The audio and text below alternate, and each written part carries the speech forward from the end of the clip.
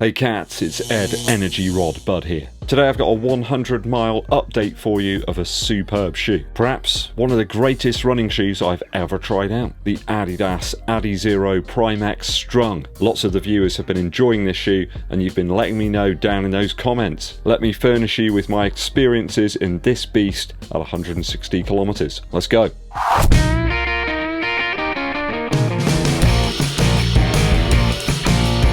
Welcome back to the channel, people. Thanks for tuning in. If you're new here, hit that subscribe button and clang the bell of notifications. Also give this video a thumbs up like, that really helps out a lot, and share it with your running buddies too. Give us a super thanks as well if you've been enjoying the content recently. Every little helps. I picked these up about 2 months ago and I've quickly got to 100 miles in them, possibly due to the fact that they're just so fun to run in. I did purchase these with my own cash. They're a UK 11, US size 12. They weigh in at 305 grams, so it's about 10.8 ounces if you like that sort of thing. If you're going to pick them up, go true to size. I wouldn't bother going a half size down personally. Perhaps only do that if you have a very narrow foot. I do have about 56 millimeters of heel stack here.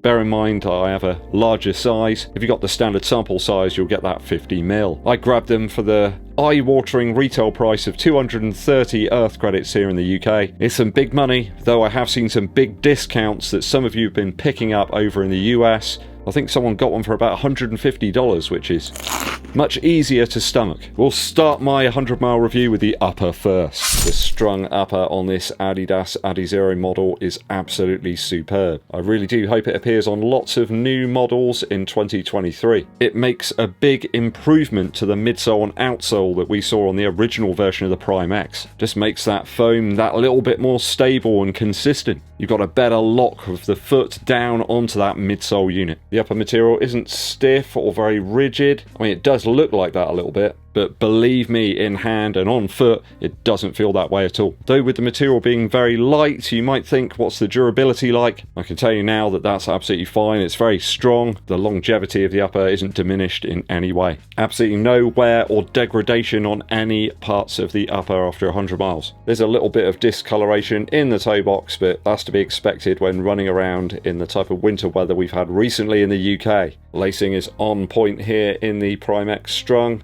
Lockdown is easy to achieve. I haven't had to use different socks or anything to get the right lockdown.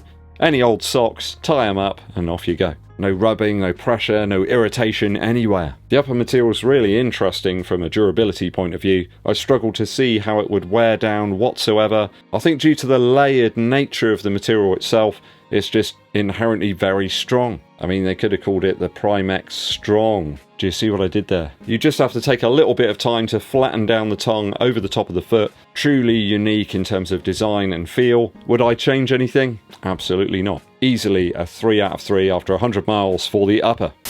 Midsole, midsole, midsole now. Midsole now, and it's superb. There's really nothing else quite like it. The invincible run, it's got a lot of squash and compression, but it doesn't feel as propulsive as this one. There's lots of other max cushion shoes out there, but nothing's quite like this. Got to consider the weight as well when you're looking at something like the Deviate Nitro 2. That's a tiny bit lighter than this. You got the much heavier SC trainer from New Balance, and then heavier again, the Nike Invincible Run Flyknit 2. Even that version of the Invincible Run where I sawed off all the excess foam, that's still heavier by about 10 grams. None of those models though offer the control cushion that is in the Primex Strung. The midsole foam just feels better and better after every run. It did take a little bit of time, I suppose, to flex and to break in out the box, but now it's just a buttery biscuit base of a midsole. I've not experienced any instability in wet weather, sometimes blustery and icy conditions too. The differences are quite apparent between this and the Adios Pro 3 though. That shoe relies a little bit less on the flat, rigid plate that's underneath the heel in this version. It's certainly welcome here in the Primex. It does play a part, I think, to create a lovely transition from the heel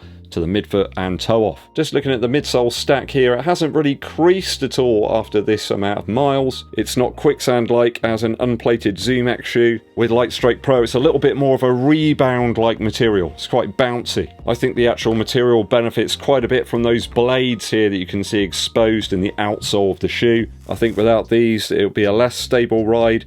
as the energy rod simply wouldn't have enough control and leave the shoe somewhat wobbly. I think those blades actually allow the stack height to be this high.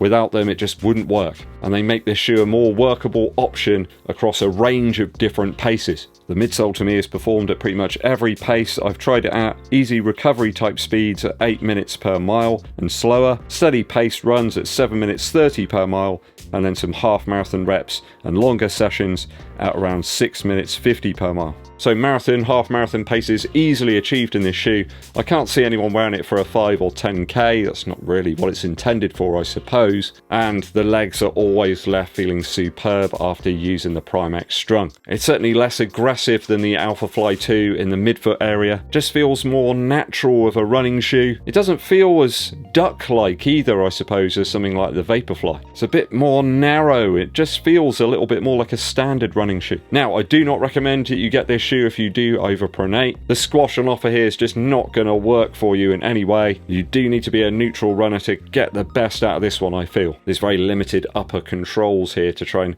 keep you latched on top of that midsole unit. Just find yourself slipping off that midsole base onto the lateral side of the shoe. But if you're a neutral runner landing on the midfoot, you're good to go. I wouldn't suggest that you run on trails in it either, or some surfaces with uneven camber. You're just asking for trouble. Use it on roads and paths and just be sensible about it. I think you'll be fine. It's certainly better at cornering than the original version of the Primex, but then again, I'm not sure I'd want to race in this shoe. Just not a race option for me. It's just a really fun trainer to use all the time. I know that many people have broken the seal on that one and have used the Primex for that purpose, but for me, I'd still want a little lower stack. Something I can really push into some corners without any real worry. And in the UK, how many races are actually just on nice smooth roads with completely even camber? Well, there aren't any at all. If you've driven around the UK in a vehicle, you'll know that your shock absorbers are just crying all the time. I've got other shoes with less bulk that are better race options. A training option, but never say never, of course. The best running midsole though this year, certainly a 3 out of 3 for me after 100 miles.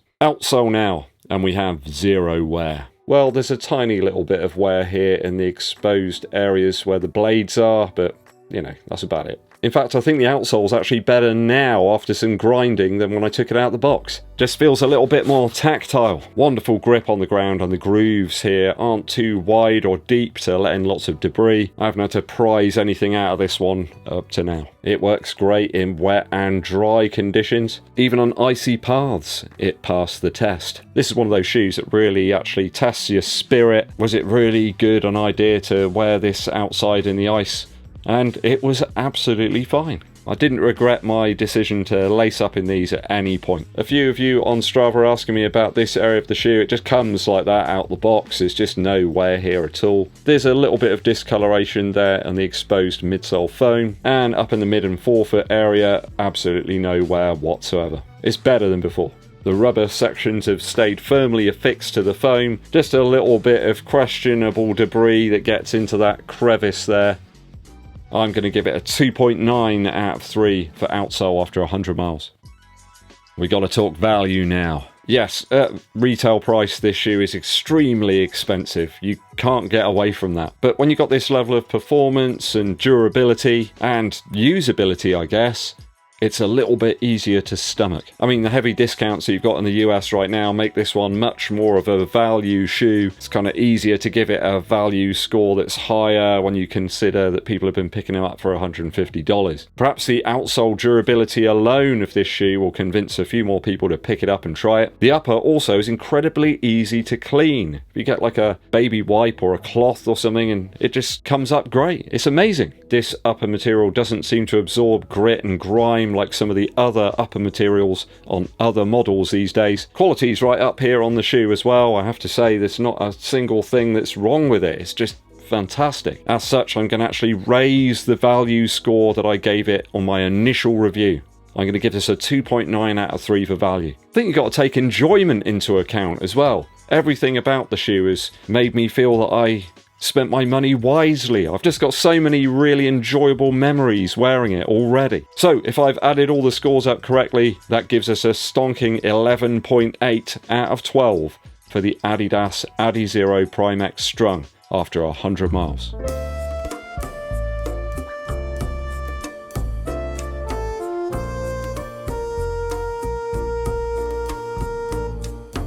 I think that score is very deserved. This is one of the best running shoes I've purchased and utilised ever. What have you guys made of the Adidas Adizero Primex Strung? Is it a hit or a miss for you? Let me know your thoughts and opinions down in the comments. A musical interlude for you. I've been listening to lots of Christmas music because it's Christmas. There's one I'd completely forgotten about that popped up on some app or something somewhere, and that was by Khruangbin, and it's Christmas Time Is Here. Now, if you're finding the whole Christmas and festive kind of period a little bit stressful, Khruangbin have got a track for you to really mellow you out, to really chill you, bring the heart rate down a little bit, decrease the stress levels. I've actually done a test listening to this song and looking at my Garmin to see if I am in fact less stressed and more chilled out, and it's a very scientific test, and I was. Khruangbin are of course known for having a special award for having the best snare drum sounds ever, and some of the strat, echo and reverb here are just beautiful. You can just swim around with them. Beautiful effects here, and there's loads of space. You can drift around inside the music. It's wonderful. Ghostly, like Spectre style vocals, lots of reverb. You get the picture. Go and check it out. Christmas Time Is Here by Khruangbin. Thanks for tuning in, people. I hope you enjoyed today's video as much as I did making it for you. Hit that subscribe button, click the bell below for notifications. Also give this video a thumbs up, like and share it with your running buddies. My name's Eddbud, and I'll be seeing you